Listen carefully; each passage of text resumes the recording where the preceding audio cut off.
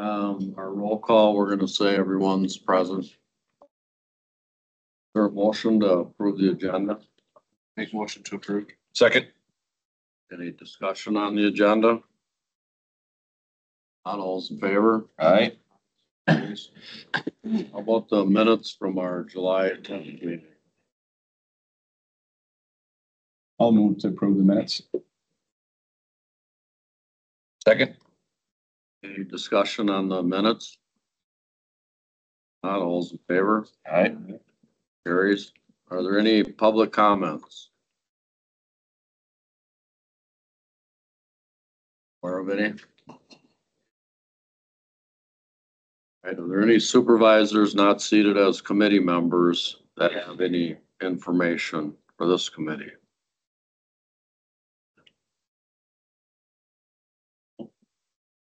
Right, we have some presentations from outside agencies.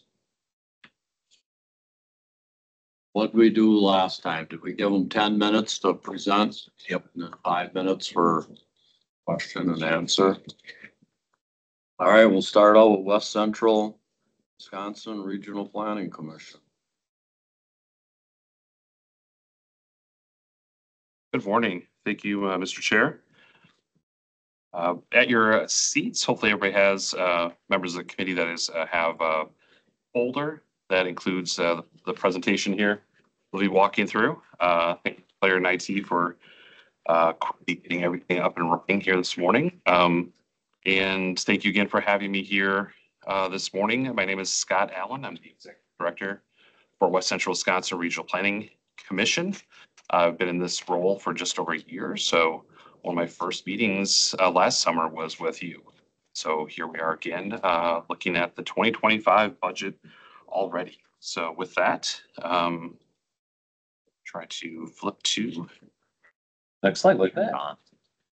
So Regional Planning Commission is just a quick reminder for those of you who might be familiar with the 9 regional planning commissions, of which West Central Wisconsin is one of those. And of course, Polk County is within that region. Specifically, West Central Regional Planning was created just over 50 years ago in 1971 to address the following kind of topical areas. And we've been working on those ever since. So community planning, demographics, economic development, grants, mapping, natural resources planning, public administration, transportation. There are 9, as I mentioned, regional planning commissions within the state. You can see those here identified. There are a few in the Madison, Milwaukee area that are counties that are not within regional planning commissions. You can see we have a 7-county regional planning commission here in West Central Wisconsin, again, which included Polk County, as well as St. Croix, Barron, Dunn, Chippewa, Eau Claire, and Clark. We are governed by 21-member commission. So again, with 7 counties, that's 3 members from each county. Those appointments are made every 2 years by the county boards. They're in the even years. So that was just done here this April and May after the spring elections. And we have about 1/3 turnover typically, and that's what we had this time. So we have 7 new commissioners, including 2 from Polk County. So you can see here, Terry Hauer is your citizen representative. Most of the counties provide 2 county board supervisors as appointees for commissioners and 1 citizen member, and Polk County is no different in that regard. So Terry Hauer is your County Economic Development Corporation director, and he serves as a commissioner. We're joined now by Keith Karpinski. So thank you, Supervisor Karpinski, and rejoined by Supervisor Kelly. So thank you for being here as well. And 1 from each of the counties serves on the executive committee. So that's the little star that you see there. So Supervisor Kelly has returned to serve in the role on the executive committee. Should also note Supervisor Hall previously served recently on the commission as well. So a lot of this is probably repeat information for a number of you. But just wanted to kind of give a quick update as to where we are, including our organizational chart. Bottom left, you'll see one of our newest staff members, Assistant Planner Emily Huerta. Emily, we just joined the commission staff last fall, so she's new since we last spoke last summer. So we have 6 planners, or sorry, excuse me, including myself, I should say, we have 10 planners, but 9 specifically identified staff, including 4 senior planners, 2 associate planners, and 2 assistant planners.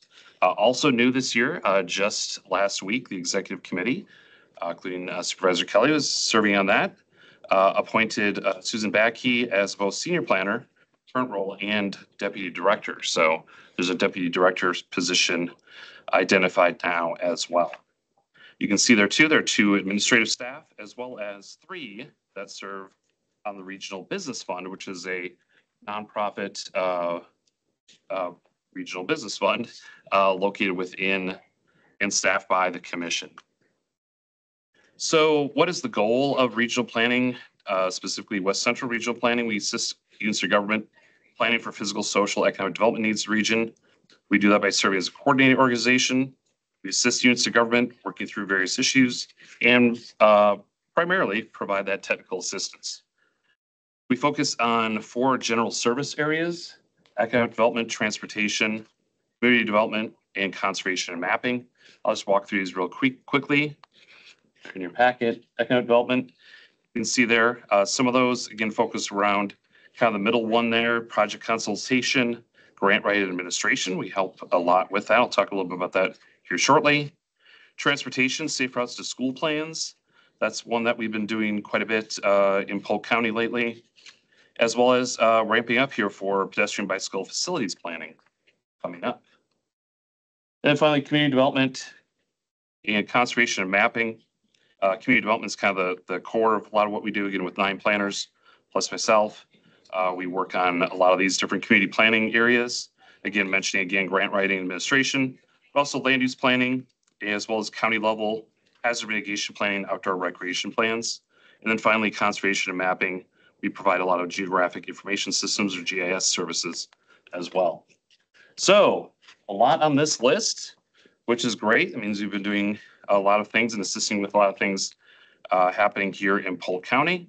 So just highlighting these, some of these, again, have wrapped up. For example, the first one there is that Main Street Bounce Back program wrapped up in 2023 in terms of 116 of those in Polk County, which was over $1 million. We are also participating in talking about facilitating and participating in various different regional groups. We participate in the West Central Wisconsin Rail Coalition, which is focused on future passenger rail service, including some new expanded passenger rail service you may have heard about from Milwaukee to the Twin Cities. And we've also been focused a lot on the region's broadband implementation group in terms of helping facilitate and encourage and work with local municipalities, and also at the county level with some of the new broadband funds and programs coming down the line. We also prepare annual county-specific economic profiles. Those are also in your folder. On the left side there, we update those each year. So it was just updated in May for each of the counties. So that's the Polk County-specific one. Those are all on our website as well if you want to see the other counties in the region. Also last year, kind of around the same time I gave a presentation, we were finishing up talking with downtown building owners, dealing with renovation workshops. We did one here in Clear Lake, as well as one in Owen and Clark County. And again, as mentioned, grant applications, grant administration, we were successful in securing funding for Polk County Bike and Ped Plan, which will be getting kicked off here with your county planning staff before the end of the month, as well as for the Polk County Hazard Mitigation Plan. Again, we do those for each of the 7 counties. So that's what's listed here, is we're working on preparing that hazard mitigation plan, launching that bike and ped plan, and we also have staff associated with safe routes to school plans. We specifically worked with the village of Osceola and City Amory, and City Amory was one of the first to provide some traffic calming kits around the different schools to assist with how to best consider and plan for improvements to access to the various schools in the city of Amory in particular. We are currently completing the Polk County Farmland Preservation Plan update. And also, as mentioned, senior planner, now deputy director as well, Susan Backey, participated in 3 sessions of what was called Securing Polk County's Future Housing and Talent Attraction Breakfast this past spring. So there are 3 of those kind of presentations or panel discussions in Amory, Osceola, and Luck, and continuing throughout the remainder of the region as well. And then finally, wanted to highlight there, you see the bottom right, was just one of the successful recipients of a revolving loan fund loan through our regional business fund. That's Raveling Holdings in Amory. They were able to secure funding for expansion, purchase of property for their expansion in Clear Lake. So again, through the regional business fund specific to Polk County, loaned over $300,000 to 8 businesses, including Raveling, this last year, and that created or retained 29 jobs. And there's on the right side of your folder is information about the regional business fund, including their annual report for 2023. So funding, getting into the budget part, and I'll conclude my comments here, see if there are any questions. Here's just a kind of a breakdown of our current year 2024 budget of 1.75 million. You can see here levy is really the budget request or presented to each of the 7 counties. The levy is discussed and determined by the commission every March.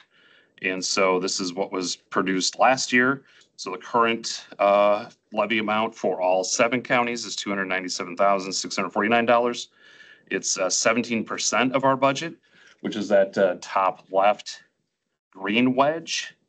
The bottom left purple wedge of about 1/3 of our budget is made up of contracts. So when we start contracting for different services, plans, and such, and part of that, again, comes through procuring grants to do hazard mitigation plan. Those funds help pay our staff to do that plan on behalf of Polk County. So that's where some of those contract funds come from. In terms of the levy itself for next year, it's just kind of breaking down last year, this year, and next year. So just showing the quick trend for Polk County, right around 35,000 for 2023 to 38,000 this year, and just over $1,000 more looking at 2025. On average, so the commission, when they look at that levy and setting that levy amount in March of each year, they look at maintaining perhaps a 0% increase. We gave them options all the way up to 6%. They've done that in recent years. In this case, they looked at a 3% increase. So it's a 3% increase on average for the entirety of all 7 counties in the region. What that means for Polk County is that's 2 2/3%. So it's not quite the 3%. So some of the counties, are going to be contributing a little bit more than a 3% increase based on their equalized value. Historically, those percentages or that amount has been set at about 1/6 of what state statute allows. So about 1/6 of what state statute permits for levying each of the member counties for any regional planning commission. That's not just West Central Regional Planning, but any of the 9 regional planning commissions under those state statutes can provide that levy for each of their member counties at a certain amount. We're about 1/6 of the maximum that we could be permitted to do that. Commission's been historically around that 3 to 4% each year of a budget increase. Again, kind of just keeping up with cost of living, inflation, that kind of percentage. It's kind of ebbed and flowed. We track that on a 10 to 15-year timeline, so I can provide that information if it's of interest to the committee. And with that, I think I'll just close with kind of those benefits of regional planning. We provide direct public and fiscal accountability to local governments, meaning, again, there's a process that we go through as well each year, and it's essentially through the entirety of the year. From March through September, we look at budget for the following year. provide an opportunity to partner and leverage those funds. Again, even showing with that regional business fund how we're creating and retaining jobs and leveraging private funds as well. Again, we provided staff professionals with technical and programmatic expertise, again, filling those gaps in planning that can't be met by smaller governmental units. So assisting some of the smaller towns and villages in particular who don't have those professional staff to secure funds for planning and other projects. And again, we act as a repository for a lot of that information as well. So we kind of a hub for information and data for the entire region, county by county. So with that, thank you for your time and partnership, and I'll see if there are questions. I got a question for him. We're good. All right. Thank you. Thank you so much. Tourism. Next presentation.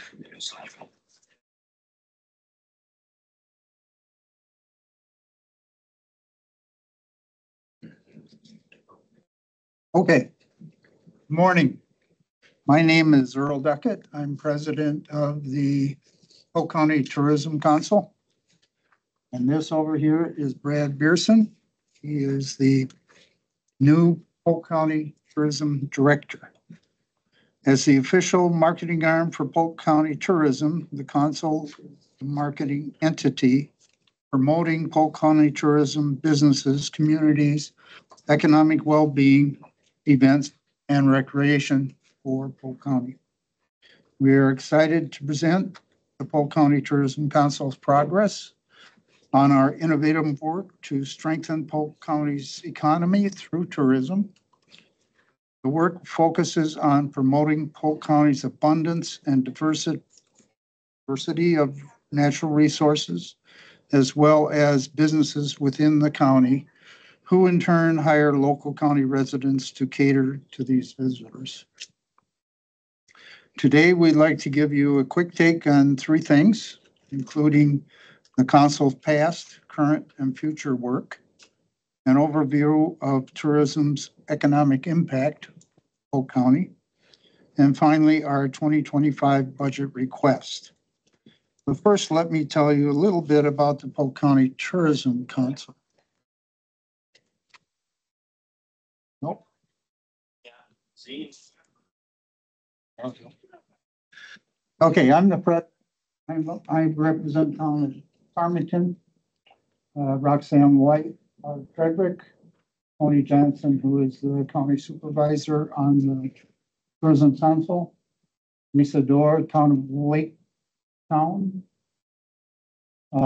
Josh Hanson, town of St. Clair Falls, Big Rock Creek, Doug Johnson out of Amory, representing snowmobile and ATV, and Greg Marston's town of Bluff supervisor. That's our tourism council. We're all volunteers. Varying number of hours. I personally put in about 1,000 hours a year on this. So it's not an easy job. And we have other folks who contribute hundreds of hours a year, all volunteer. One thing.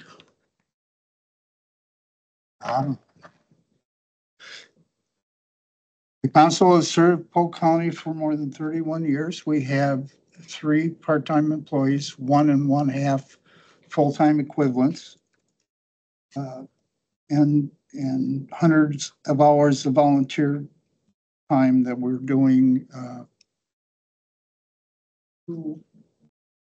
pretty good job of getting the word out.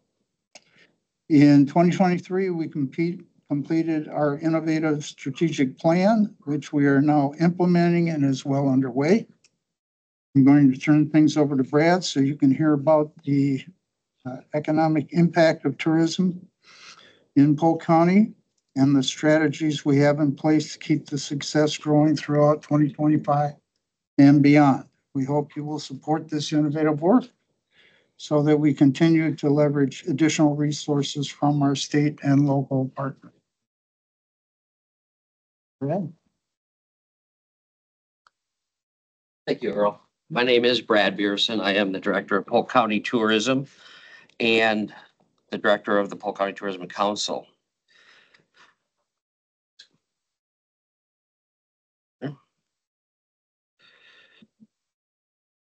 Polk County Tourism is already making a difference to Polk County's economy as a whole. In fact, Polk County's impact, the impact on our growth has not only outpaced the state of Wisconsin's and our neighboring counties like Dunn, St. Croix, and Burnett, but other well-known tourist destinations such as Bayfield and Door counties. We're not a drive-through county. As a county with incredible natural resources and wonderful small towns close to the Twin Cities, we really shine. We know there's an immense potential for even more growth. Every year, the state of Wisconsin economists all get together and they look at all 72 counties and what they're spending on tourism and what they're putting back into the economy of each individual county that they represent. And this is the second year in a row that Polk County's growth rate has set a record. So people are coming to Polk County. They're not driving through it on the way to Door County to spend their money. We're concentrating on having them stop here because we have a lot for them to spend their money on and put money in the county. And you can see from that chart.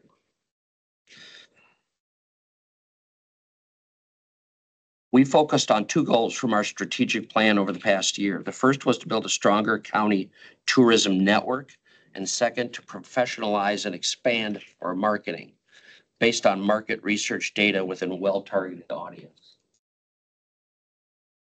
First, the county tourism network. I've been reaching out to and meeting one-on-one with our partners in the tourism industry within Polk County and with Travel Wisconsin people at the state, building new relationships and in many cases repairing old relationships. I started with opening new channels of two-way communication in the spirit of working together for a shared beneficial outcome. I made a clear commitment that going forward, Polk County Tourism Council is here to bring visitors from outside the county to all parts of the county to not only enjoy all our areas have to offer, but to spend their money here while doing so. We're not just concentrating on the River Valley. We're concentrating on the whole county. Second, creating a professional marketing plan. By realigning our budget, we've been able to work with professional marketing talent on a contract basis. We've modified our budget to contract local services from Schober Marketing and Design. We've completed a Polk County brand strategy framework aligned with Wisconsin's brand, like I mentioned earlier, and we've developed an $80,000 campaign estimated to increase 2025 visitor expenditures in Polk County by $364,000. And we've won an extremely competitive Wisconsin Department of Tourism grant for our spring 2025 campaign. We don't have time today to go into detail on the innovative marketing plan we've implemented. However, I would want to briefly highlight two important pieces of that plan: our brand strategy framework and our spring 2025 campaign. The brand strategy framework was developed in a partnership with Linda Schober. She's a local creative marketing talent who works with many clients here in Polk County. This 13-page document was completed in March of this year, and it builds on the findings from our 2022 Discover Polk County Tourism Study that was conducted by the University of Wisconsin, La Crosse. Our target audience, brand pillars, and our taglines are major components of this framework. We've made sure the framework includes three important features: rationales for our decisions, logo and graphic design standards, and we've made sure it integrates with the Travel Wisconsin brand. Our research has shown that we need to target this 35 to 54-year-olds with kids and travel-minded singles and couples 25 to 34. Came out of research, didn't come out of us thinking that'd be nice. We targeted them for a very specific reason. They have money to spend. They want to leave the bigger cities and they want to go somewhere nice. We want that when they're making those decisions. We want Polk County to be top of mind, not we're somewhere to take a break on the way to York County, or Bayfield, or somewhere else. All nice places, but we want them to spend their money here.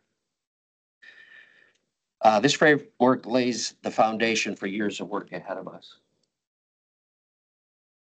Now, with the foundation laid by the framework, we've developed a spring 2025 campaign to bring more heads in the beds to the county during the underutilized seasons, those shoulder seasons where we're not full of snow and we're not full of pretty leaves.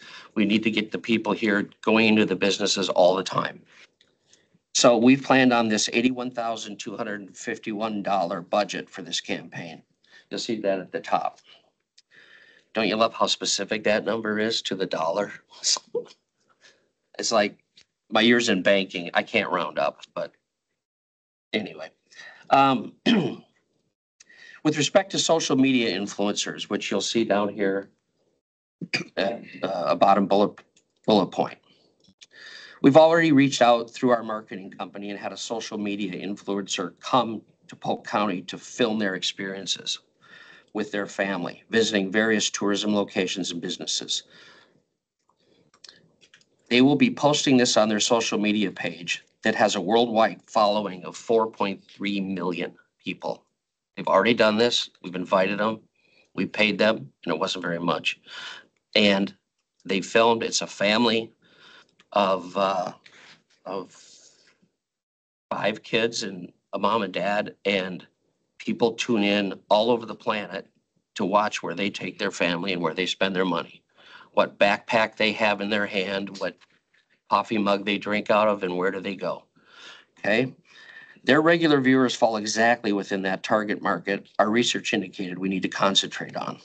As soon as this episode airs, we'll know through the analytics exactly what our reach was and by whom. We'll know who watched the whole episode or just part of the episode. We'll have a quantifiable data to tie back to the effectiveness of our investment. And by the way, once aired, this will be on the internet forever. The gift that keeps on giving. Our ongoing payroll expenses are dropping. We're using those resources to professionalize our marketing and advertising efforts to Polk County. We're also acquiring professional input on how to modernize our 30-year-old information center. This spring campaign consists of contractor expenses, ads and creative of $62,700. When we have that, when you see ads and creative, that means us getting images, paying contractors. That's the part where the money came out for these social media influencers, digital billboards throughout the Metro Twin Cities area, all concentrating and highlighting and keeping Polk County top of mind for people.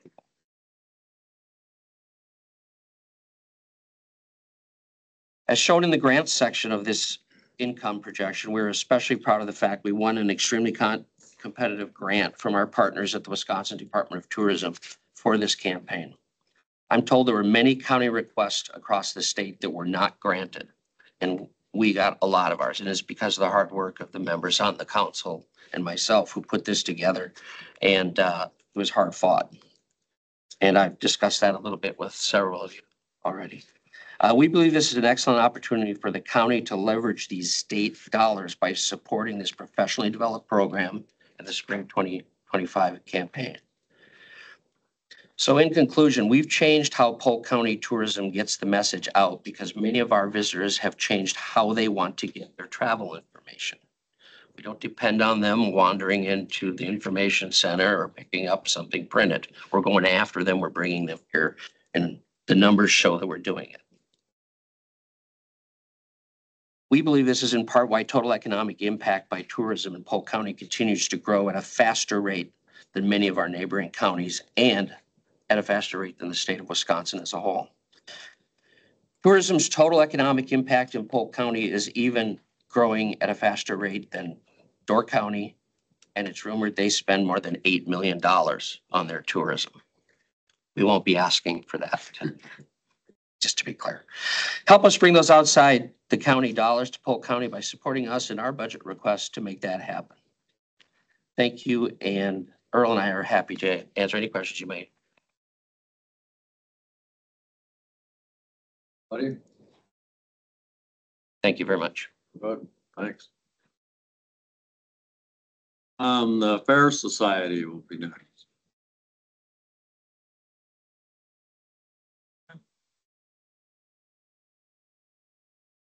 Morning, my name is Carrie Moline Swenson, Chad Lutzy and Janice Larson from the Polk County Fair Society. We make up part of the board of directors. We're an all-volunteer organization, and obviously what the intent of what we work for all year round is to produce the Polk County Fair. Some of you could join us. This was like 3 weeks ago at the county fair.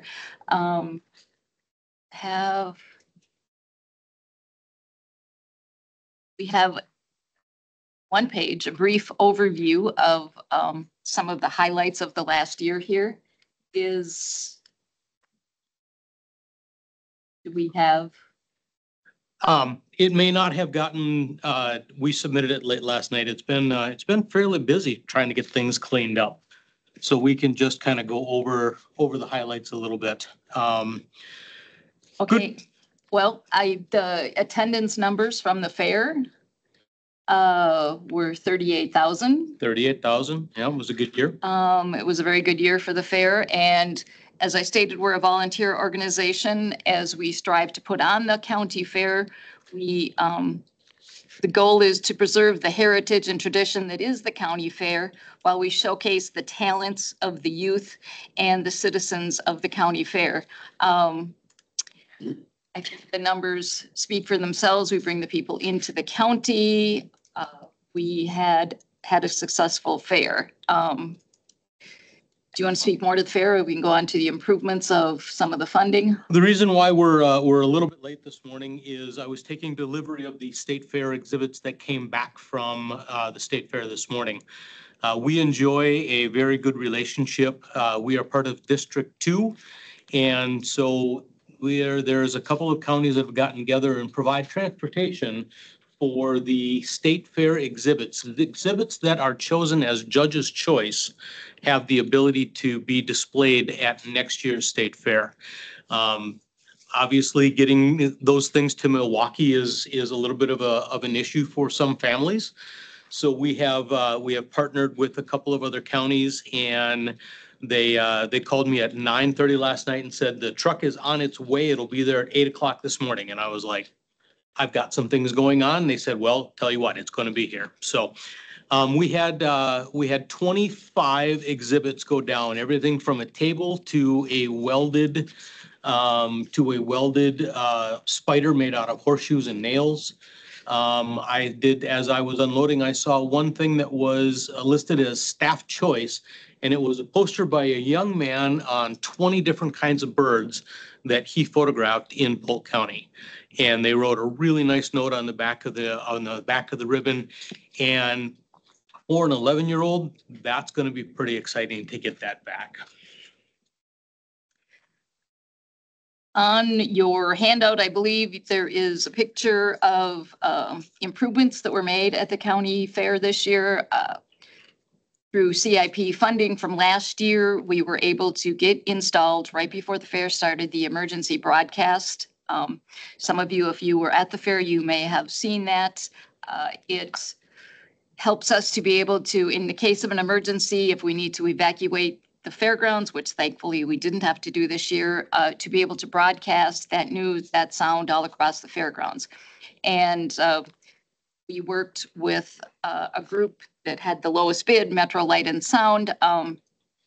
And some of you may have heard about this before at previous meetings, but they were able to get that installed with us, working with local contractor, and it was up and running by the start date of the county fair.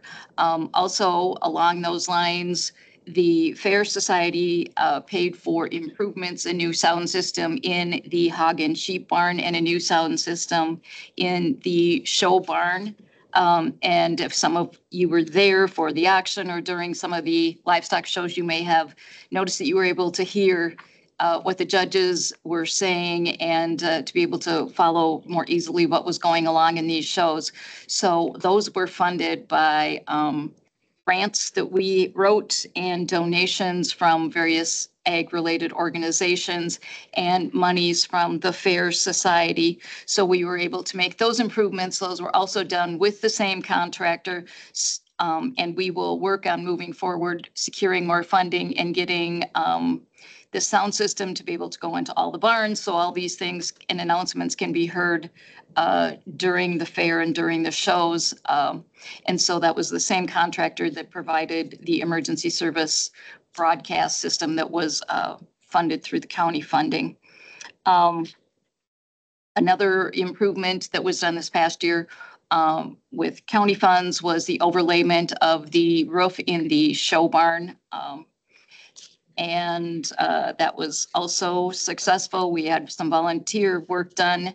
There was a new roof put on one of the food stands, the Eagle Eats. That was a total volunteer labor and material project.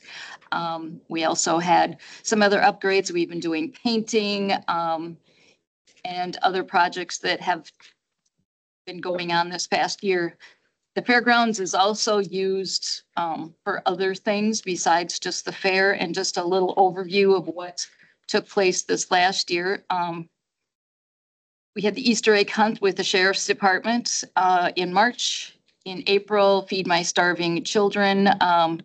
That is a volunteer organization that utilized the 4-H building for 3 days, where 652 volunteers took place in that event, and 16 pallets of food were packed to be shipped to foreign countries. Career skill days, 725 students from throughout the area and 25 vendors came together that day to give those students a little idea of job skills and careers and trades available to them.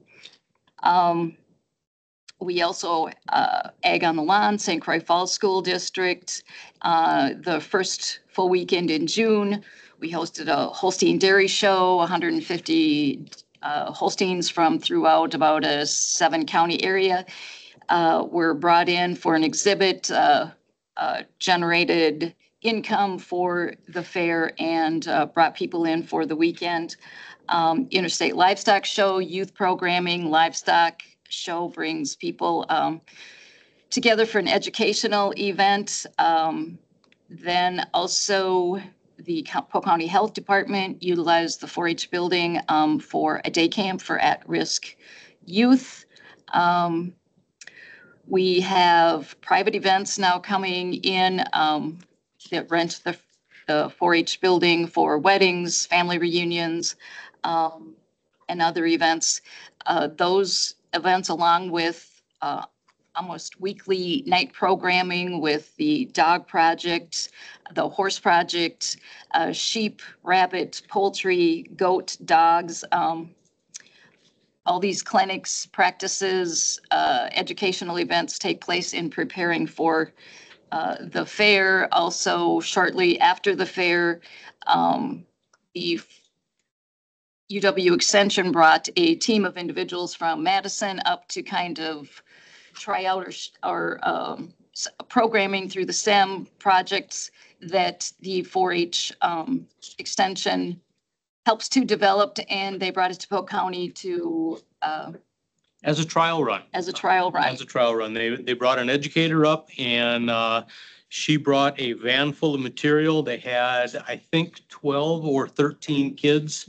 It was force and electromagnetics, and I stopped in a couple of times, and those kids, I have not seen children so engaged in quite a while. They learned stuff. They had a good time. There was laughing and giggling, and they got to take projects home with them. They, I believe, are using this as a development stage to perhaps take some of these kids around the county, around the state, to showcase how the program works and what they learned. So obviously, we work closely with UW Extension and the educator, the 4-H families and the exhibitors come in. We had a work night where we had somewhere between 100 and 200 kids and their family members helped to ready the fairgrounds, dusting, sweeping, raking, getting everything ready for the fair and for their projects to be displayed. So we work closely, and the fair, it's the result of thousands and thousands of volunteer hours by the Fair Board, the Fair Society, and a host of other people who believe in the fair and wish to see it succeed.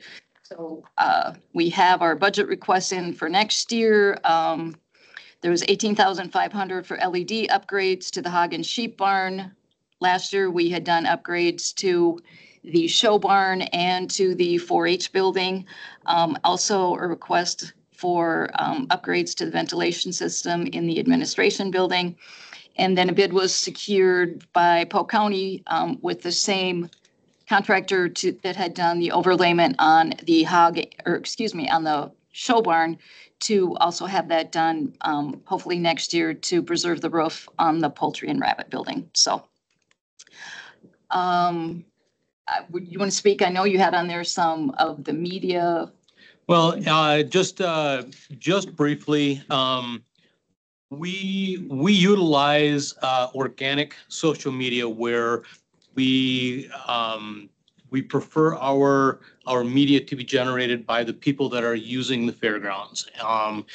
At the moment, we're about 8,500 strong followers on Facebook. Not a lot, but you know, for a medium-sized county, we're not doing too bad. We utilize a little bit of live streaming. We are experimenting a little bit with some different ways to do that. The reach is obviously it's a timed event where 3-4 weeks before the fair, the week of the fair, and a couple weeks after is our big hitters.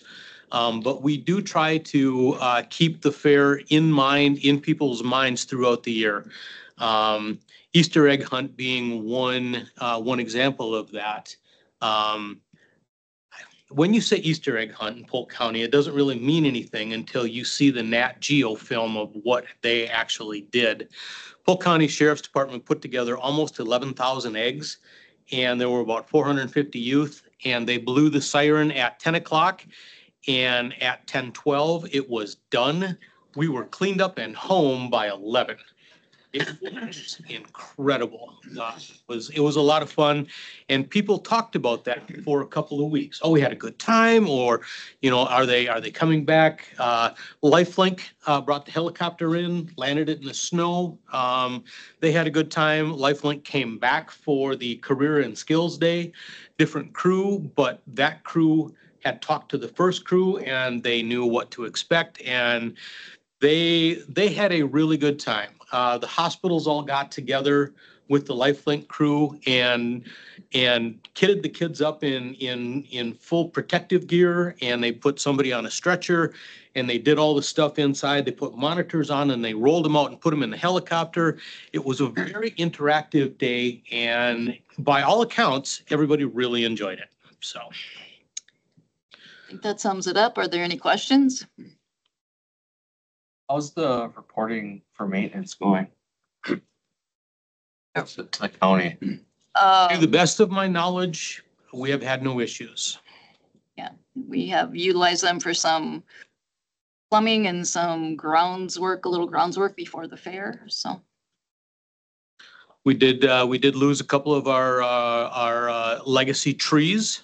We've got a couple more that I think are in the next year or two will probably need to be addressed. I think we've also identified a couple of trees that might have Dutch elm disease. So we're probably going to be taking care of those. But you know, for the most part, I think that program is working well.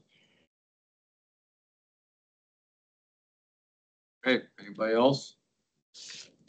All right, Thank you, folks. Thank you. We're gonna have a 2025 budget overview and timeline.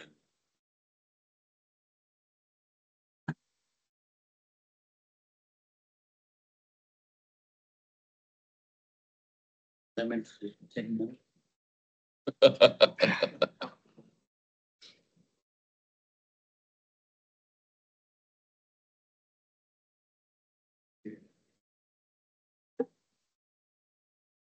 Thank you, sir.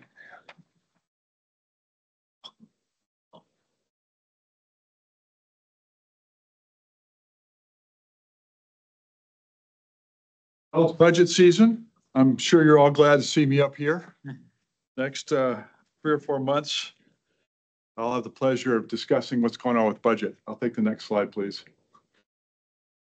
So I'd just like to sort of sum up what we've got in the way of asks from outside agencies. The administrator and I have been discussing what we're going to do in terms of a proposal to the board. And we'd like to hear discussion from you all when it's appropriate. But we've got $70,000 requests from economic development. These are operating requests. So there were some capital projects mentioned by the fair folks. Those aren't included in these particular numbers. Historical Society requesting 72,165, Kinship 40,000, West Cap 4,000, Fair Society 47,751, Tourism 90,000. This is by, I think Scott mentioned, this is actually our bill from West Central, 39,418. And then we didn't get a proposal from the Community Referral Agency this year. So altogether, it's about $363,000 worth of requests, about 43,000 more than last year. So we've had some discussions about what we could afford to do. And as part of the administrator's budget initial budget in September, he'll be revealing his thoughts on that, if not before. So that's where we stand with the 7 agencies that are requesting money from us. Any questions about that? Again, these don't include any capital requests from museum or fair. Okay. Let's go on to the budget timeline. So we're in August. 2 years ago in August, we hadn't gotten our income statements out yet. So we're running well ahead of schedule, actually on schedule this year. Last year, we're sort of in the middle, running a little bit tardy, not too bad. Coming up pretty soon, the administrator will be presenting at committees the parts of the budget that are relevant to those committees. That's the first week or 2 of September. The full budget overview will be presented by the administrator at the board meeting on the 17th of September. Goes back to committee in October for a final consideration. And then the full sort of penultimate budget will be presented on October 15th. Shortly thereafter, we publish a version of the budget in the paper. The budget by statute needs to be passed in November. So that's the timeline. Right now, we think we're sitting pretty well in terms of. Let's talk about some of the things we're seeing in the world. Take the next slide. Expenses and revenues. We're imagining that pay and benefits for our staff is going to be about $1 million more than last year. We have additional funding requests related to personnel for additional $500,000 or so. So what is an additional funding request? Each of the departments has the opportunity early in the budget cycle to make requests for new positions, or if work has changed for a particular FTE, they can seek what would be called a grade level change. So we have about $500,000 in requests like that. This year we have relatively few operational requests that don't have anything to do with employees that we are imagining funding. So that's a relatively small number for us. And we're looking at funding capital expenditures of over $1.5 million. That's on the expense side. Shared revenue, there's not much projected increase for 2025. Mo is just showing me that it is actually going to be 2.3% higher. So about 576,000 versus 566. We're projecting that investment income for 25 will be higher than for 24 and much higher than 23. Sales tax, I was feeling pretty good about sales tax early in the year when we saw some 6 and 7% increases, but right now we're running low. And I'm worried that we're not going to hit what we hit last year. Now, Mo's maybe a little more optimistic than I am. But I think those, and we're going to revise our sales tax estimates down for the budget a little bit. Net new construction, we're forecasting about 275. And you'll notice that we've got a bonding estimate in there. For the last few years, we've been able to fund capital projects using ARPA dollars. We're not getting any more of those. So to keep levy flat and be able to do the things we need to do on the capital side, we're going to make a recommendation that the county borrow some money this year for capital projects, not for operating. Overall, we're anticipating having, next slide. We're anticipating presenting a balanced budget in September, in October, and in November. What are we doing on the managerial side? We're looking at non-critical positions, if we can find any. Looking at whether we can taper our hiring. Always looking to flatten or reduce. Everybody got a zero increase this year to start with. That's what we start with on the operating side. Revenue side strategies. In a moment, we'll be discussing the fee schedule. We're asking departments to try to recover costs on that. Seek enhanced operational revenue for those parts of the operation that can do that, like GAM. Pursue additional outside funding. So we have within each of the departments really good staff members who are great at securing extramural funding from states and from other parts of other folks that can grant us money. And I mentioned bonding, borrowing. So those are the strategies we're looking for on the revenue side. Any questions on that?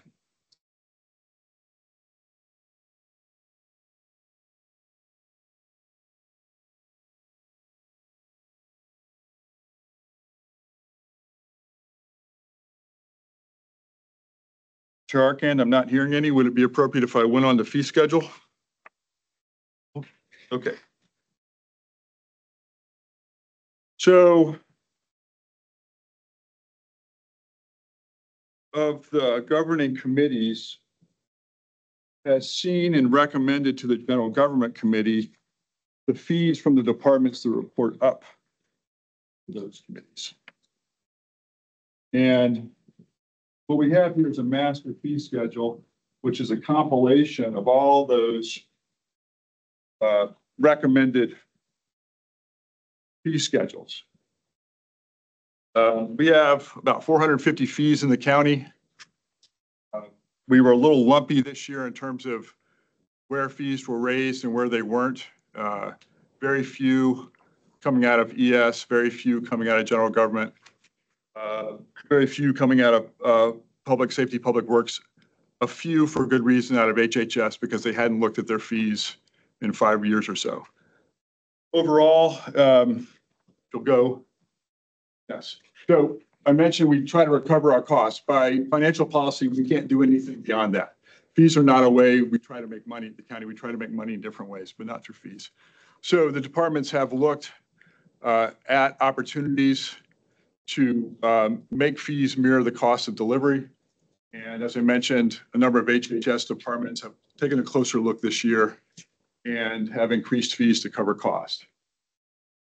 When it's possible, we actually try to estimate the actual cost. Sometimes we just use an inflationary, we index according to inflation and move fees along that way. That's not what we did in the cases this year. We didn't look at an inflationary adjustment. Any questions about the fee schedule?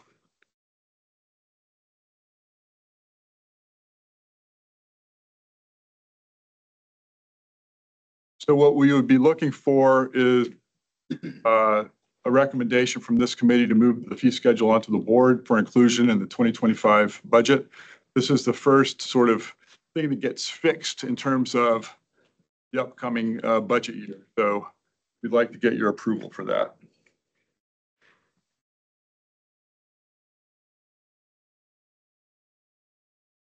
Somebody want to move on it?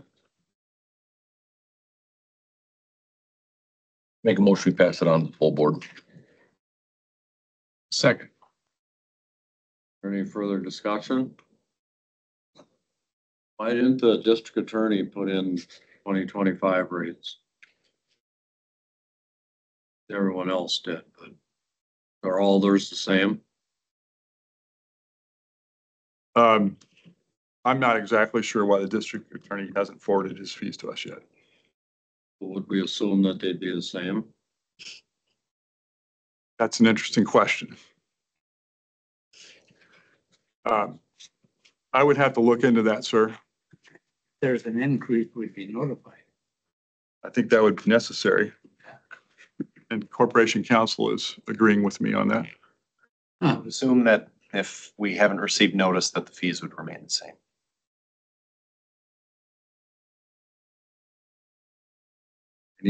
Any other questions? Would there be a simple way for us to have a cheat sheet, so to speak, of what fees were changing? You know, we did that. Yes, sir. We did that for each of the committees, and we showed either just the fees that changed, or in the larger fee schedule for the committees, we showed with color which ones went up or down. In this document, we haven't done that. Very happy to make sure that that happened for the full board. That'd be nice. So, yep. Thank you. Nothing else? All those in favor? All right. Aye.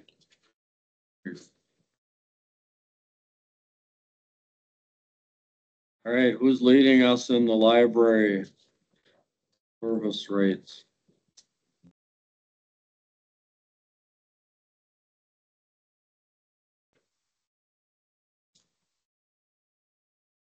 There, would you mind queuing that presentation back up?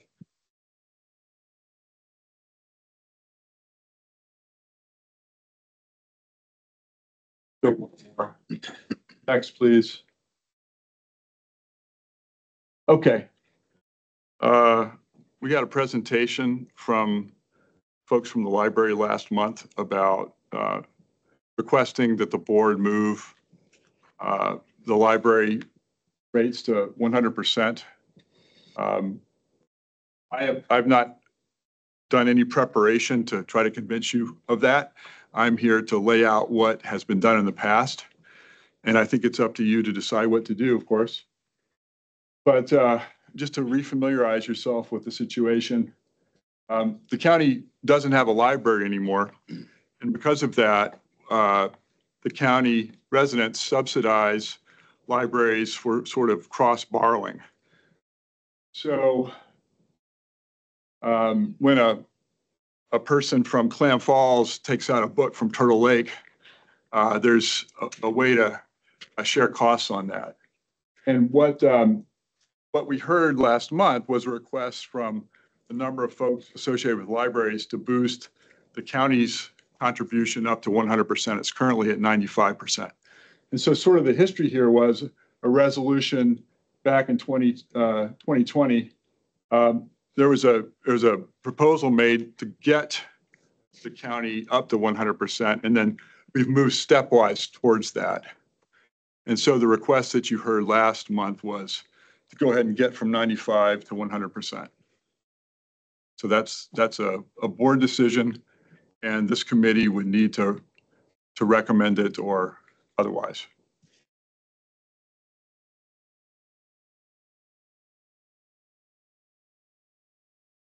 Well, we'll see if anyone does.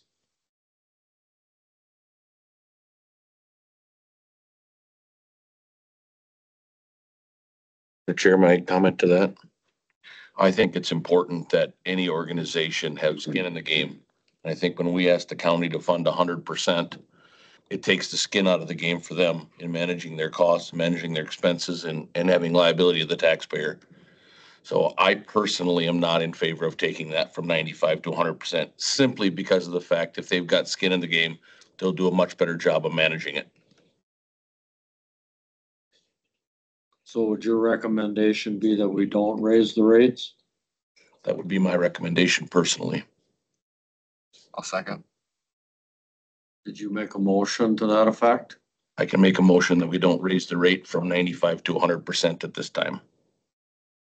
I'll second. Any discussion on the motion? Does that go to the board then as a motion or? It will go as a non-recommendation of this committee. It would go as a recommendation that we do not raise the fee. Okay. That means do not raise the, yeah. Anybody else have comments? Not, all those in favor? I, Opposed? Aye. Carries. Unanimous, but carried. All right, do we have a presentation regarding result book policies?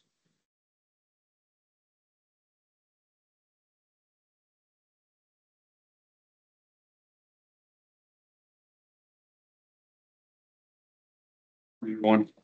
The ask was come back with remote work and who's working offsite and give a little presentation of how we're doing this. And one of the things we did was gather information. What Don is passing out right now is out of our draft employee handbook for remote work and the presentation here. And with that, currently right now, different departments and divisions have their own policy on that. ARC has their own policy. ES has their own policy. Environmental Services has a policy, how they verify who's going to work from remote. Not going to do that. So the first thing we had to do is try to identify how we are going to do remote work, or who has an office here is not working in the office. So we categorize them in these several categories. Field work, 50% of more responsibilities are in the field. You know, patrol deputies, parks, highways, they're always out on the road doing that way, even though they have an office in the building to come back to. Hybrid office work, 25% or more of the time in the field, at least 25% spent in the office. This balance is a hybrid. This is therapists, social workers, for example. Supervision of this is typically via Teams, email, and homes. Those that use Teams, you can tell how many times they've been away from the office or when they were at their last. Hybrid work. The role is not field-based. Workers in the office 20% or more of the time, includes IT, finance personnel that can monitor systems outside the office and dive into our computers from a remote spot. Remote work, the role is field-based. The workers in the office less than 20% of the time, includes multi-county employees that we have in consortiums with other counties at work. Supervision is via Teams, email, and phone. And then we have the occasional telecommuting, periodic away from the office, not on a work plan, completing a project at home in a day. Example could be a person that lives in the northern part of the county, has a doctor's appointment at noon. They leave here to go to their doctor's appointment. Their doctor's appointment gets home early. Instead of driving all the way back here to the office, they have their laptop. They're going to get a couple hours of work done at home and take care of that thing right there. Those are occasional. It's not tracked on these ones. Next slide. Again, field workers. Got highway workers, patrol deputies, the parks workers doing that. You got the recycling people that are always out on projects doing those. Next slide. Hybrid office, occupational therapists. We have 39 of these people. Case managers with family as they meet with clients out in the field or in office, depending on how that works for the client. Social workers. Some of the field bred high staff, you know, we have those staff in land and water that are, you know, a lot of field based doing water studies out on our lakes. We have the surveyor that has to go out in the field but may not be in office. Next slide. Hybrid, 49 hybrid workers, average 3 days in office. Finance employees working on our budgets and doing that kind of things. Accounts receivable that are just looking at documents as they're doing it. IT employees, again, these are different level IT employees, monitoring our systems for cybersecurity and going through those. Remote work. The county has 3 fully remote workers. 2 of them are served with multi-counties. They spend 100% of their time in offsite. Those are consortiums that are doing different things. Next slide. So not including Golden Age Manor, we have approximately 180 employees that are on site all the time. The remote work, the field staff, the hybrid, and the field hybrid office. You can see the breakdown there in that pie chart. Next slide. This is a breakdown by departments. As we're trying to categorize these people in this hybrid and other ones that we came down to with a grand total of 110 54 employees working at some time out of the office as we're going through here. Next slide. So as you break it down, not including GAM, offsite workers, many departments utilize offsite workers. 77% of departments have staff who regularly work outside of the office.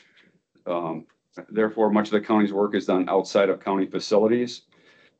However, remote work per se, there's just 3 of the 334 county employees that are offsite all the time with that. And there's kind of a breakdown of offsite workers by that. 41% field, 32% hybrid.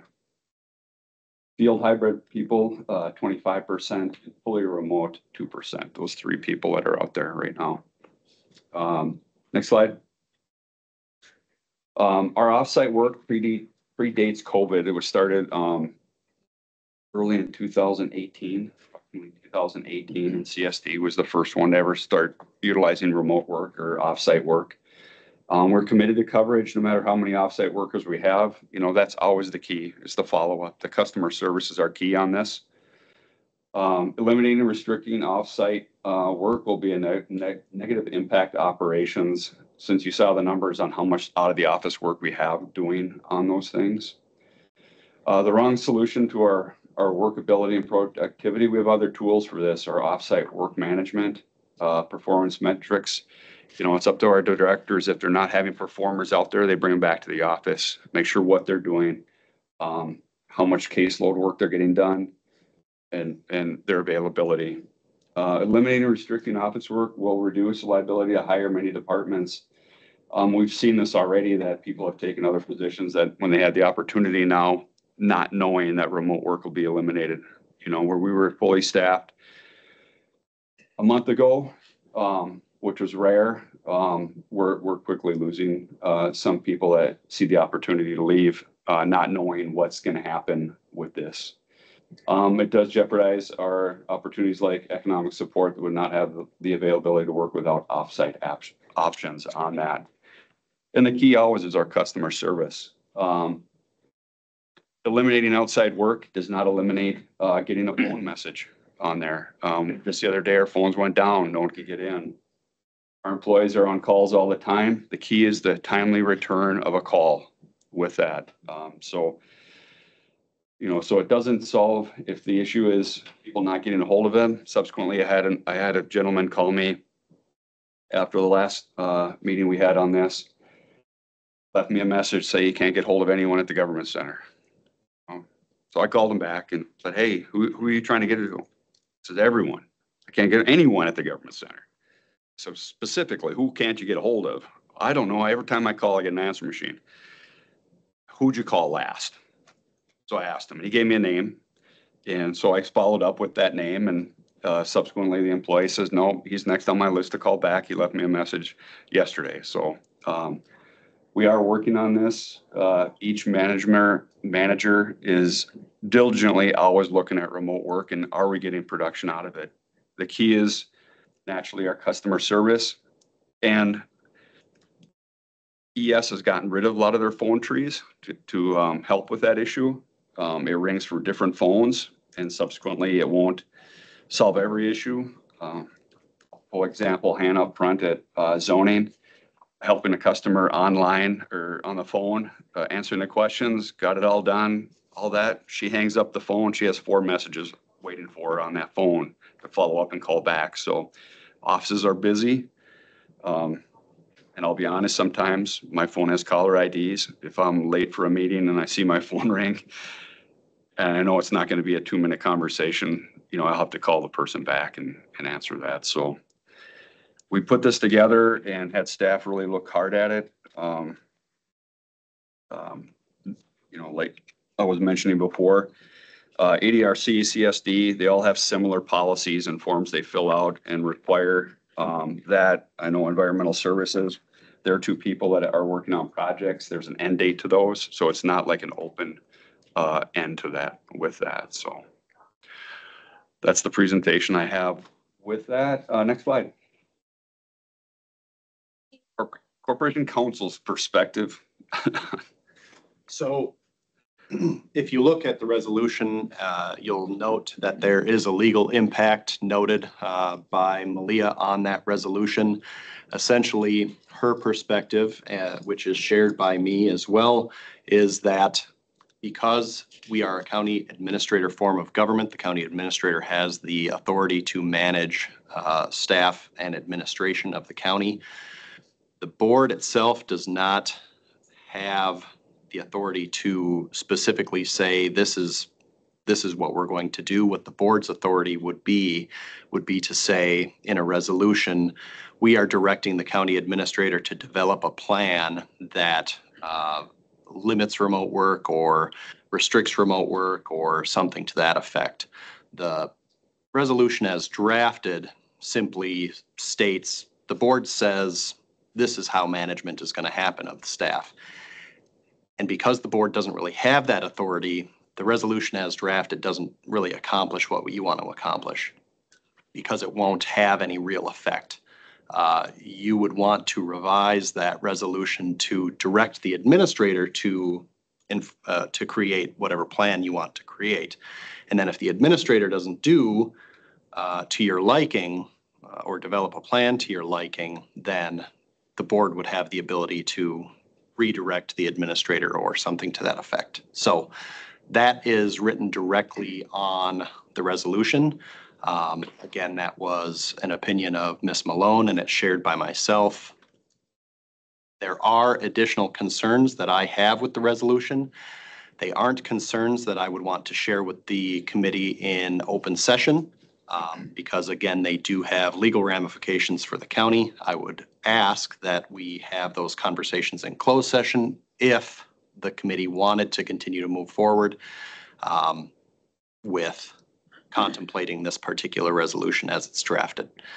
I don't think we necessarily have to do that, but again, if the committee wants to hear the potential legal liabilities that it creates for the county, I can certainly go into those if the committee wants to hear them, but we would have to go into closed session. We could do that, even though I don't think it's noted on the agenda because it is something that basically in discussion, you would have to decide, hey, we want to talk about what those ramifications are.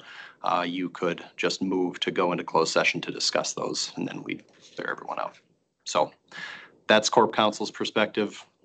Like I said, if you move to go into closed session, I can go deeper into what I have concerns about, but that's up to you. Question about any of that for now?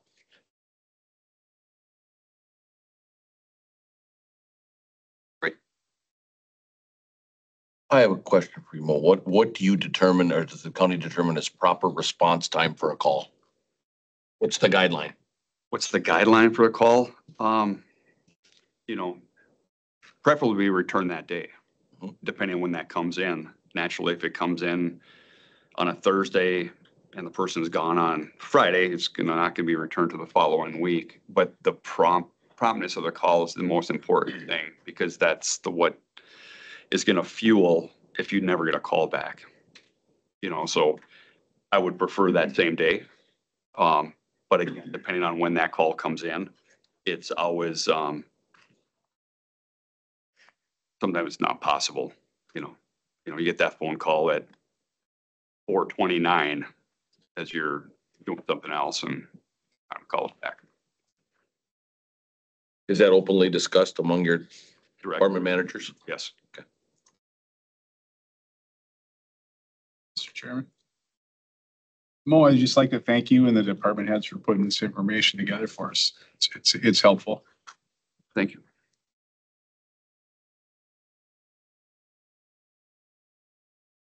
Anyone else? Do you anticipate a current policy that will be implemented from the information that you provided to us? When the handbook rolls out with the guidance, yes.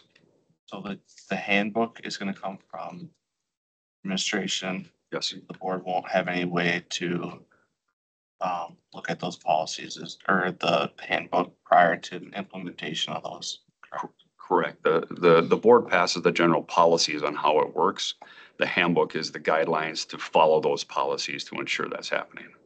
So is it safe to say that you're looking for guidance from the board to put into the handbook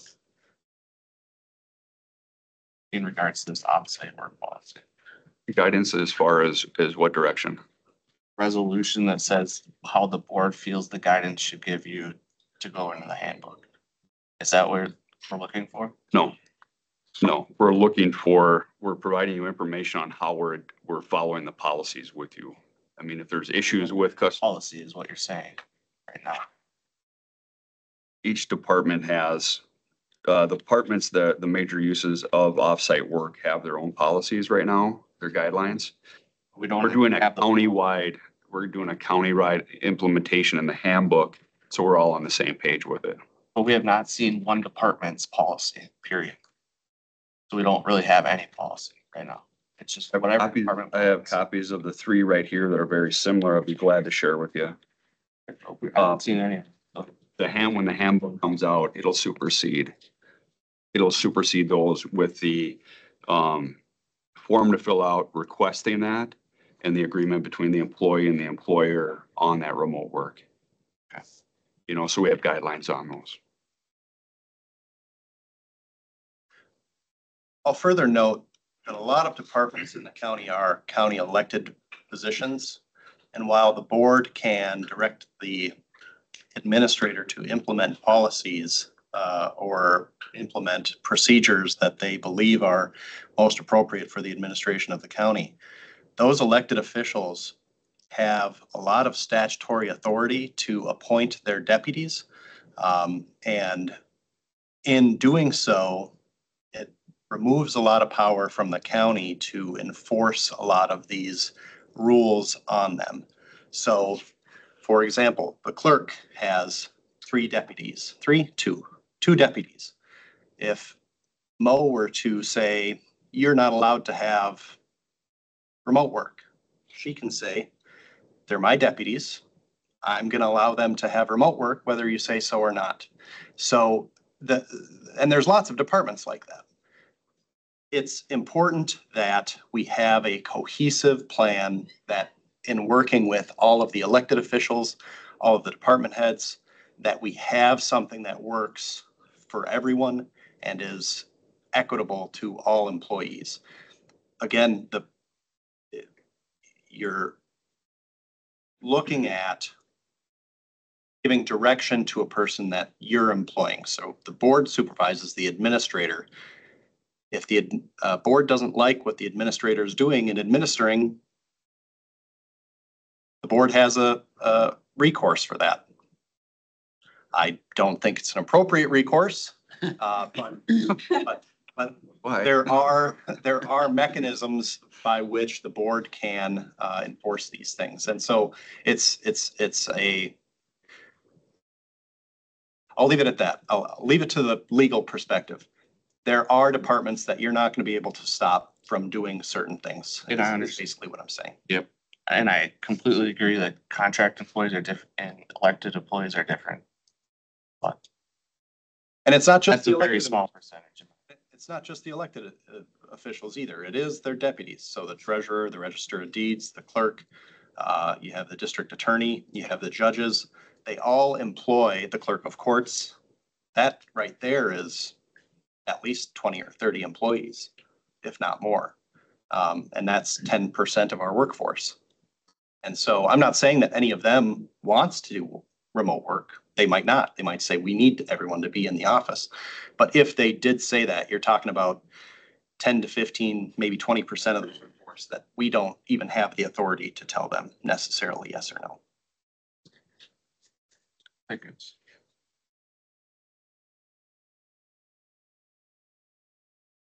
Additionally, there is the personnel policy that is currently getting looked at by this committee. Supervisors here all have draft handbook. It's right now. Oh, sure. And so the employee handbook apparently has been distributed to all of you. And so that section that section has been distributed to you. That is going to be what the implementation of the county administrator is. That's the plan currently. And so, again, each of you in your individual capacities can certainly have conversations with Mo about things that you think are not meeting your expectations. And then obviously you can draft a resolution that highlights what you think isn't meeting your resolutions if in your individual conversations those things aren't being met. Because again, the function of the board is to manage the administrator. So.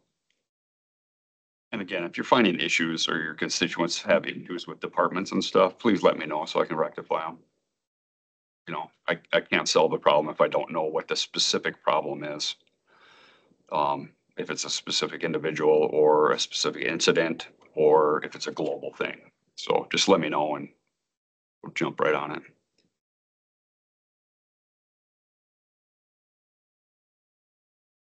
All right, how are we gonna move forward?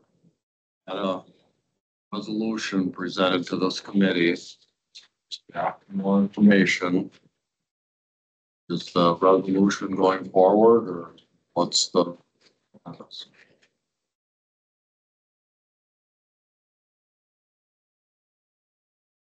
I guess I'd like to hear what our corporate counsel has in closed session going forward, if we have to redraft or revise it.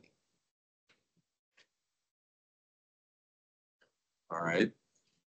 That would require a motion to go into closed session. At a further date, doesn't have, it can't be Want it- today, You'd prefer it be noted on the agenda for next. our next meeting? We can certainly do it today. We can also put it on an agenda for a future time. I don't think we need to do it today. All right, you're good to put it on the agenda for the next meeting? Yeah, and I don't think we can vote today. Just because it's a presentation regarding remote. If possible, I mean, I think it'd be better if we did it today. Myself, this hanging out there has staff really, upset. We have lost people on this issue already, so if we can get a closure to this now, it'd be much better for staff. And if we did the closed session now. Can we vote on it today? It looks like on the agenda, it's just a presentation. We actually don't have to vote on anything. I mean, a resolution comes in front of a committee.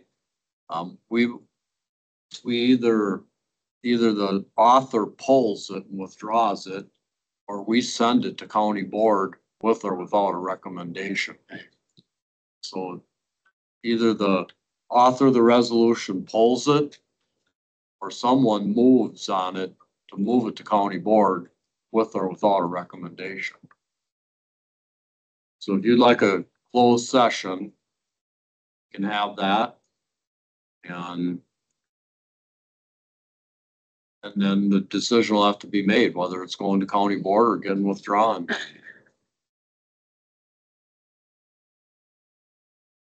All right, do we have anything else on the agenda?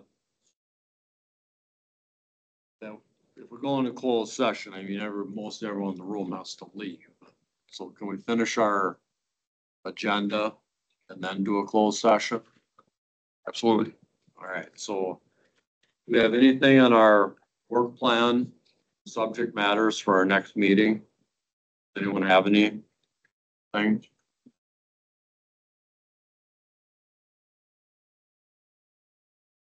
you like me to do my administrator's update? Yep. Yeah, good.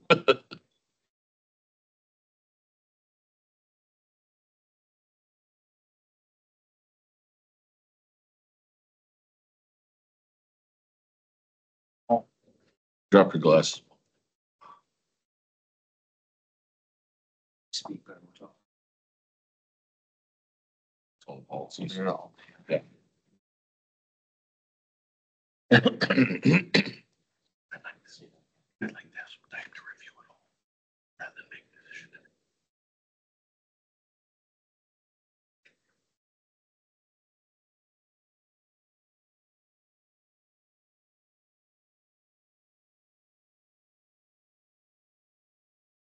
Better get this up here. We got our audit back for the 2023 audit. So this is kind of basically going off the audit, off a few things. As you know, the 2023 October budget was balanced. After that, the board okayed in November 20 projects, passed budget with a deficit of $2.9 million. That was using those ARPA funds out of our general fund. As a point of reference, we did the same thing in 2024, passed a deficit budget of $1.9 million. As 2023 result came in, we only came in at a deficit of 2.1 million. So we saved $800,000 in 2023. Next slide. Of our general fund, this is what we have in our general fund. We have $4.6 million previously committed to projects and stuff. Some of those are similar to the D.D. Kennedy Walking Bridge, the Atlas Dam that we're waiting on from DNR review, projects like that. Available right now is the $7.8 million should the board choose to do that. Next slide. Your board priorities in 2023 to 2025: increase public safety, reduce substance abuse, expand broadband access, invest in parks tourism, support housing, and improve infrastructure. Next slide. What have we done on that? Recent things: we upgraded 911 to dispatch space. Hope you all got a chance to look at that. That's really awesome. Upgraded tasers and radios, added additional communications officer, and upgraded the presence of security at the Justice Center and the Government Center with the correction staff. Right now, considering additional patrol positions, we're looking at 3 more of those in this next budget cycle, and they're partially funded by a grant for the first 3 years at 50%. And then, as always, replacement of squads as they age out. Next slide. Substance abuse, we're in year 4 of 5 of the drug fee community grant. Year 3 of the TAD grant for diversion programs. Staff has done direct Narcan training. We continue to do alcohol compliance checks and tobacco compliance checks. And support for the pro-sober programming like the Onyx House. Under consideration of that is Family Recovery Court. Staff has gone to other counties that have had success stories with this. So we're looking at that, similar to CJCC. That works to help in those programs. Next slide. Broadband, significant investment by locals for laying fiber. The board set aside $1 million for additional funding for that. Right now, only $200,000 is encumbered of that for the town of Beaver. That means we still have $800,000 remaining in that fund. There's $1.1 billion in federal dollars to be distributed in Wisconsin still for broadband. Areas to consider is support for areas like Osceola, grants to run fiber from rural road to house. This is probably the hardest issue right now, is because how do you get the final connection to the house? Some people didn't jump on board when their company came by, and now it's going to cost them thousands of dollars to hook up the fiber. Other companies included that in their grant, some did not. So how do we equitably distribute that money to make it fair for everyone on the same system? I'll get to that in a second. Right now, next slide. Right now, Polk County is at 93% coverage of high-speed internet in our ditches. You know, we are a leader in the state on this. And one of the points to that is, with that $800,000, do we just declare victory now? And it's a board decision whether you reallocate that $800,000, you keep it in broadband, or do we move it to a project like the grandstand? But that's, again, a board decision. Do we declare victory at 93% coverage and do that with that? So next slide. Parks and Recreation, upgrades at the Kennedy. The new bathrooms are in there with the sidewalks. Looks great down there. The Sterling ATV Park, the Incentive Use Park, is under construction now. It's scheduled to be opened in November, but can be opened earlier in September if our signage is in place and comes in. So that project is ahead of schedule.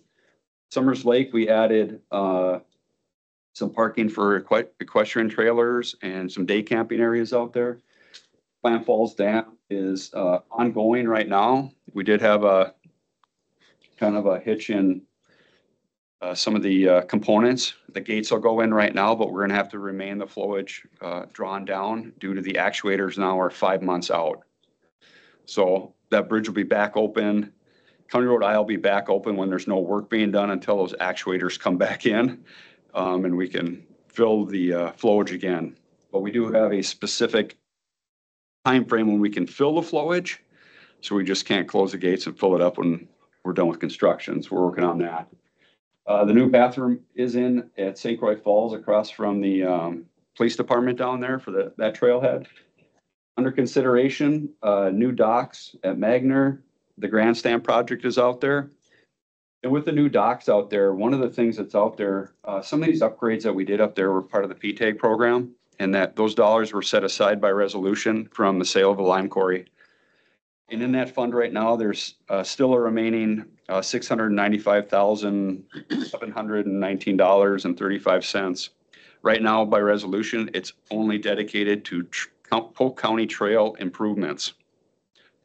You know, one of the asset may come up later on as a board decision is that we add parks and our other areas to that, so we can use that funding to help maintain what we currently have versus just building new all the time with that. So right now it's just for trails, but it'd be nice to have that funding to help out with our parks and facilities that way. Next slide. Priorities in housing. Housing, they set aside $200,000 for housing programs. Amory got the first application. Joe is drafting that language now to go to sign that off. That's $70,000, and they're building townhomes near the high school.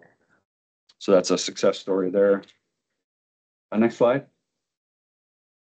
Infrastructure, actually roads, County B was supposed to be done this year. Next year, it'll be done in 2025. That is a bipartisan infrastructure law project. The county share of that project is around $850. It's a $4.4 million project. But we're also looking at bonding for another $500,000 highway project on that one to keep those things rolling.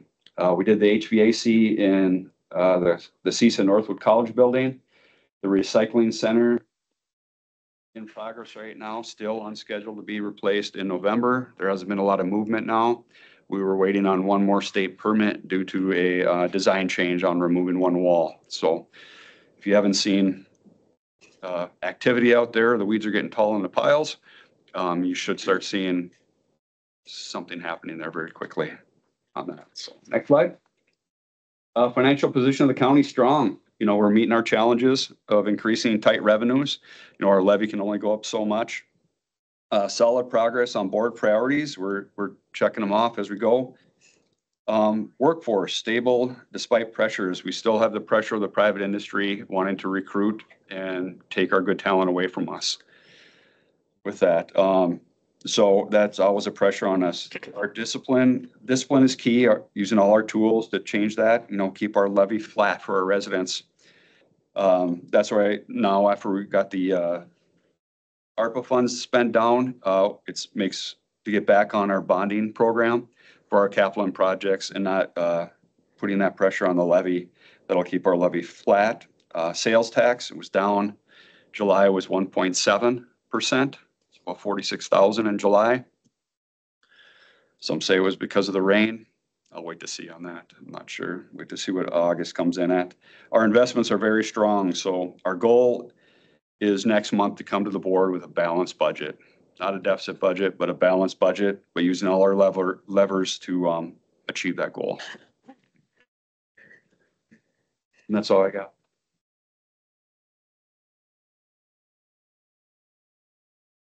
To the administrator, comments? If not, give us a motion to get us into closed session. What do we go in on? What statute? The subsection potentially C and potentially G, G being potential litigation and C being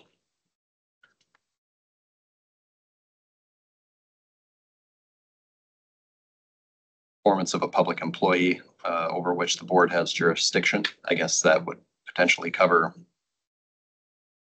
discussing the issues related to supervising the administrator, I guess. All right, get us there under C and G. I'll make a motion. Session run closed. Counselor's advice. Second. Let's do a roll call vote. Yes. Yes. Yes. Yes. Yeah. And who will be in our closed session? That is up to you, Chair. My recommendation is that clerk, Claire, Mo, do you have any?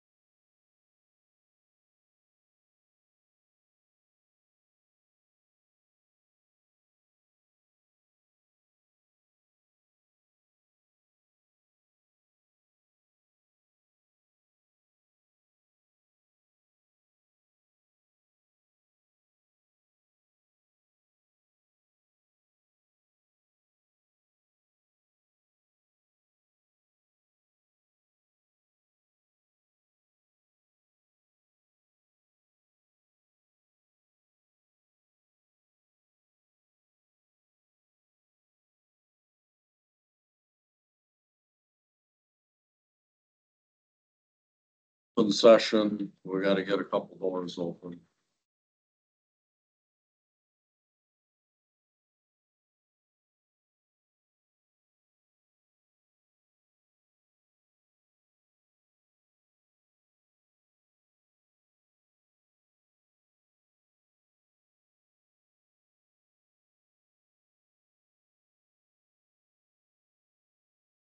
All right, well, we, Have a resolution number. Resolution number was 3124.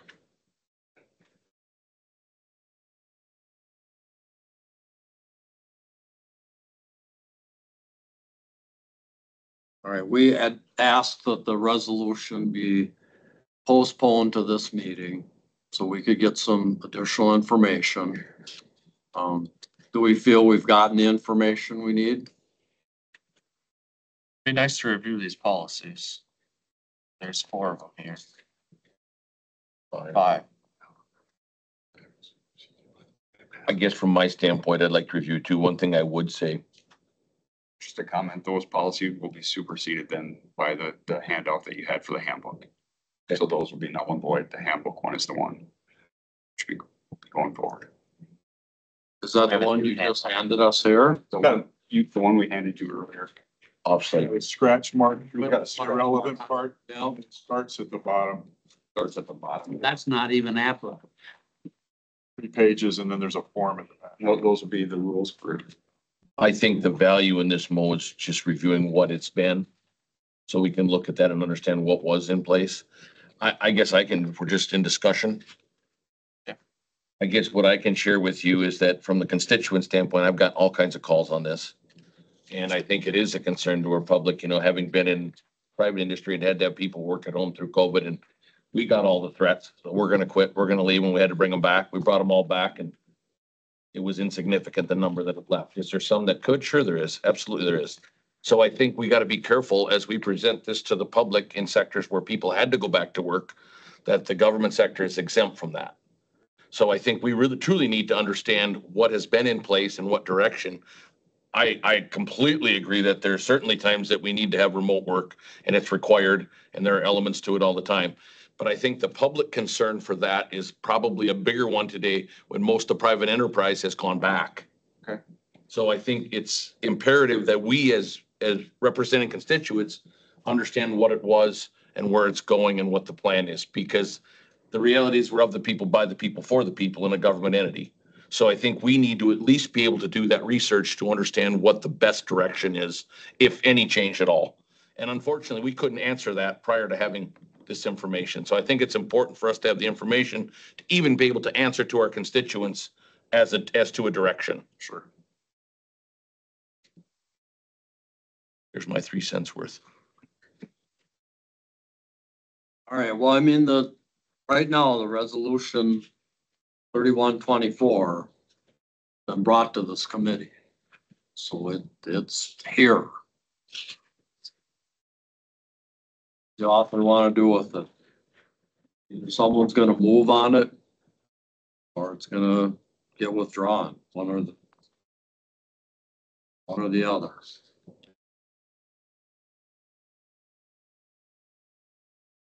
I'll withdraw and work with Joel, or our corporate counsel, sorry, on creating something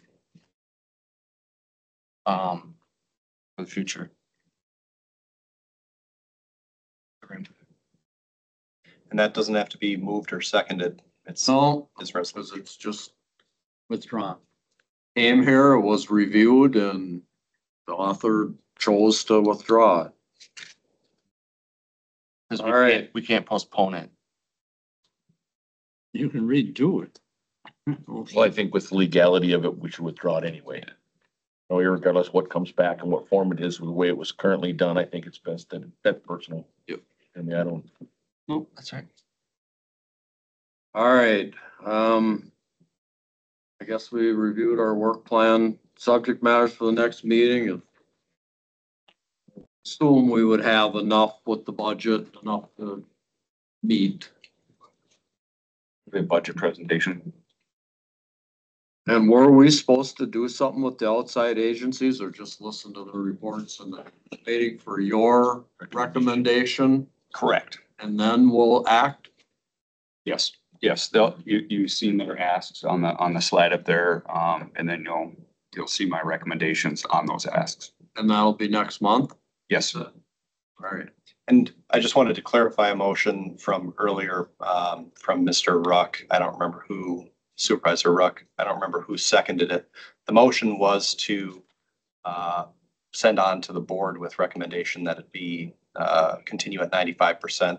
I think the form of the motion should rather have been moved to direct the administrator to draft the budget only utilizing the 95%. Because the board isn't going to consider anything other than the budget. Supervisor Rook will make that adjustment based on corporate counsel's response. Because I can't say it right. I believe I second it, so I'll second that. Not that. All right. I believe I voted no. I'd like to vote yeah.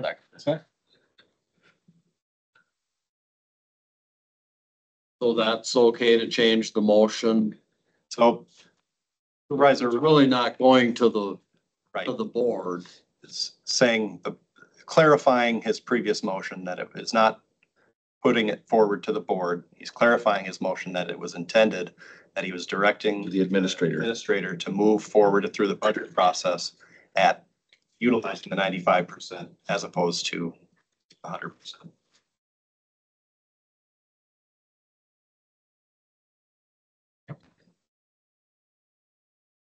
All right, anything else? Make a motion to adjourn. Second. All right. Adjourn at 1:30. Sherry.